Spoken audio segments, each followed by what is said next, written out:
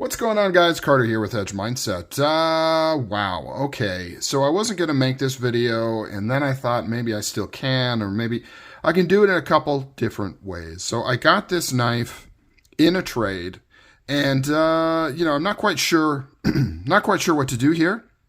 And maybe I could use your opinions down below. I don't know. It gets messy, right? Knife world gets kind of messy. Okay. So, yeah, bam, boom. I'm all over the place, right? Because here's the thing. Here's why I'm hesitant. I don't want to make anybody seem like a bad guy or that they did something wrong. And I also don't want me to come across as a bad guy or a whiny little biatch. So I'm trying to choose my words a little bit carefully when talking about this knife, and I would like your opinion on it. So what do we have here? Let's start with that. We've got a cool old school pouch and then a nice Strider pouch right there. No, you want to know about the knife. What do we have with the knife? So this is kind of an odd duck. So the handles here are an old school performance SMF. As you can see. Well, maybe you can't see. And how do you know it's an old school? There's a couple telltale signs. One is the hardware. See how it doesn't have screw heads on the show side of these right here. It's kind of a domed type pivot there, except for this one, which does. And then on this side is where you have the screw heads here. You've also got an MSC clip, Mixed Strider Custom Knives. So this came out, this style of knife was what, like 2015, 16, 17-ish, somewhere around there. I'm not an expert on all the timelines, so anybody that does know that better, please chime in. But this is kind of when the performance line first kind of kicked off, and it was being done under Mixed Strider's custom shop. I believe this was produced when Strider Knives Inc., the full production company, was still underway. It also has a flat pivot, you can see right there, instead of a domed pivot, which is what you'll see on the more modern performance knives. Kind of the latest thing people are saying is this is the only true performance line and the new ones are not performance. I don't know. It's all semantics of what people think. So that's all well and good, but the blade is actually from the same era, but this is off of a different knife. So this is a blade swap, and you can see how this has M. Strider right here. He used to do his customs for a bit like this in his performance customs, right? With Strider knives, everything gets a little fuzzy. They don't really, they don't set their own rules to say, this is this knife, and it's always going to be this or that. Mick and team kind of does, for the most part, whatever. So for a while, he was taking these performance knives and then doing custom grinds on them, stamping them with M. Strider. And I believe, actually, the normal production blades during this time also were laser etched M. Strider as well.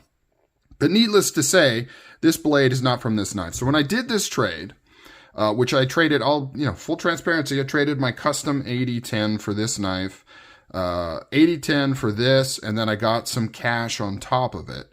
And I knew this was a blade swap, and I knew it was going to void the warranty, which I was okay with. I'm not a big stickler for warranty void. In my mind, people get hung up on that too much. You can't send this into the Strider shop to get it worked on, but as long as everything's good, there's other options in case something happens. There's plenty of people that can work on these knives, and there's a lot of stuff you can do on your own. So it wasn't too big of a problem for me. I thought it looked really cool. I thought it was a pretty decent deal, so I went forward with it and ordered this knife. Now, the seller had said it's a blade swap. The reason it was swapped is the original owner that did the swap didn't like this blade style on this handle, something like that. Like he wanted something to match, and so he did the swap. Okay. In hindsight, I'm a little bit like, that is a little weird. Most Strider people are very reluctant to do warranty voiding stuff, and so to do it because you just don't particularly love a certain blade style on a handle is a little odd, but I'm like, okay, cool, whatever. Sounds good to me. I asked if it had been sharpened. He said, yep, it's been sharpened. I'm like, okay, that sounds good. We did the trade. I get the knife. At first, I like it. I'm like, cool. It's neat to get an old school one. I think it looks pretty cool, all that kind of stuff. And then I was kind of looking at it the next day, and I noticed when it's closed, I'm like, man, that looks like a pretty short blade.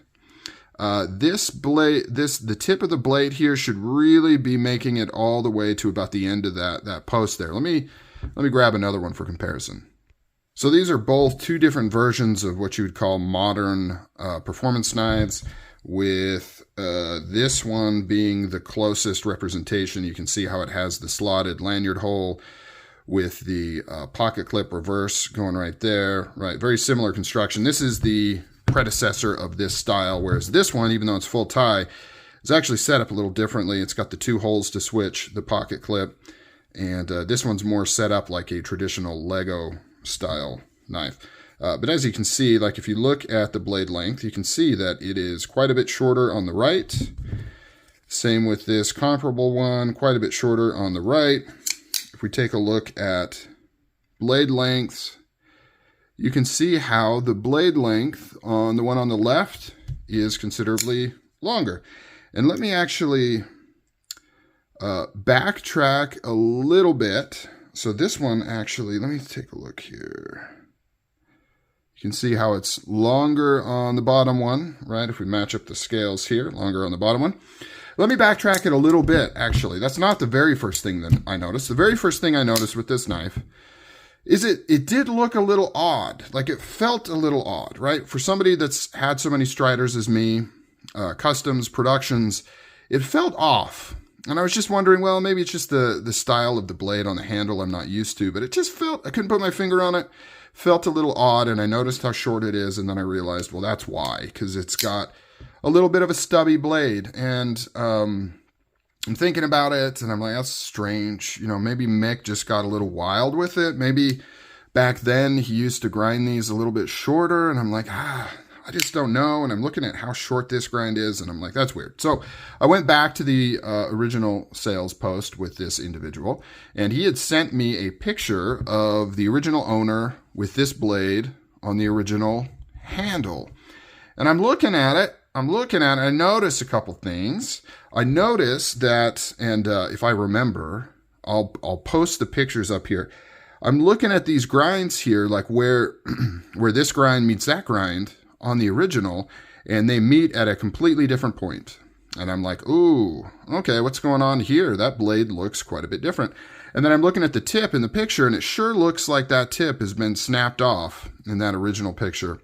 And I start putting two and two together, and it kind of paints the picture that he had broken the tip off, and then he sent it to somebody to get this part reground, and quite substantially. You know, in order to take a broken tip to this, you have to do quite a bit of regrinding. And so a lot of material has been removed from this front edge here, which is why it seems off and why it seems so stubby, right? So not only is the blade shorter, they didn't grind this down to match. So it kind of changed the dimensions, right? It made this more obtuse. This should really be going out to about here, and this should be a less gradual angle up here. You know, and for all intents and purposes, it's a good fix, right? It actually looks good, you know, knowing like if I had busted a tip off this and I sent it to somebody to get it fixed, this is an excellent bang up job. The only problem is just that I wasn't, you know, I didn't know, right? I didn't know that going in.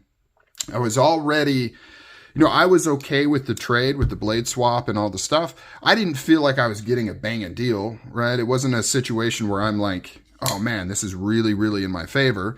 I thought it was reasonable and fair. But then when I find this out, it kind of put it on the edge of, oh crap, I don't know if I like this. I'm not sure how I feel about this whole situation here. And so this is a bit of a cautionary tale. When you're buying knives and you are trading knives and things like that, just do extra due diligence.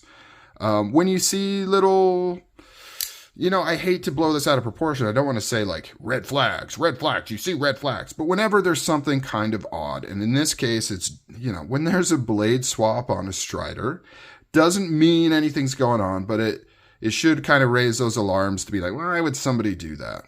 You know, like there's got to be a driver for somebody to void the warranty, swap the blades, especially on a knife of, you know, these aren't cheap, right? And they're worth a good amount of money. So to do a blade swap on something like this is a little like, okay, why? Let me really dig into it. And of course, I should have figured this out before I bought the thing. In this instance, I had all the information there. I had that original picture. I looked at that original picture. I just didn't look at the original picture, right? I didn't deep dive into it and take a close look at why this may have occurred. And there is part of me that still likes this knife. I like having the old school. I think it looks good. I like that grind. But the other part of me knows that this is always going to kind of bug me. And I'm thinking ahead where once the newness of this kind of wears off, if I say, you know what, newness is worn off, it just kind of bugs me knowing it's been reground, I want to sell it. I'm trying to think, because of course I would fully disclose, right? I've uncovered this information. I would fully disclose this information. I'm trying to think of what I could get for this knife with this condition, blade swap, tip fix, and I don't think it's anywhere near the trade value I got for it. And so that's where I'm kind of stuck. On one hand, I kind of want to just move on and enjoy this knife, but I also am like, man, I know me, and I know it's going to bug me more and more, and I'm going to kind of be stuck with this thing. And so I don't know. I've talked to the seller. We've worked out kind of an idea in terms of unraveling the trade. Of course, his perspective is he didn't know. He didn't notice that. He knew it was a blade swap. The original owner didn't say anything about reprofiling it or whatever. And I have to just kind of accept that because, it's very possible that's the case. It's very likely that's the case. We've worked out a deal to unravel this trade, where, maybe I'm being a little too generous, but I basically said I would reimburse all of his shipping to just undo it because I don't know, man. It's one of those sticky situations. I had videos, I had pictures, it's, I got to do my own due diligence, right? And just because I decide after getting it that I don't necessarily like the deal, shipping's expensive. It kind of sucks for the seller to be like, I don't know, dude, I gave you all the information. I gave you photos. I gave you videos. You even had a photo of the original knife. You didn't see it then. We did the deal, and now you want to send it back. So I don't know. I offered to refund all the shipping from him, which is pretty substantial amount of money, just to undo the deal. And I wasn't going to shoot this video originally, but I'm like, man, I've got to get at least get at least content out of this because I essentially paid a good amount of money just to swap knives for a little bit. But yeah, comment down below. What do you think? Am I being ridiculous?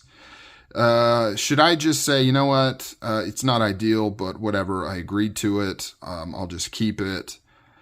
I like it, right? I like the knife. For the most part, it's just I know it's going to eat at me in the back of my mind, knowing that the blade is too short, because it's been reworked, and I didn't know that ahead of time. And had I known ahead of time, I may have, I would have either passed on the deal, or I would have greatly made it more in my favor, right? The amount of cash on top of the trade I got, I would have said, oh no, okay, that's got to be substantially more in order for me to go through with this now. So comment down below what you think of this. Thank you.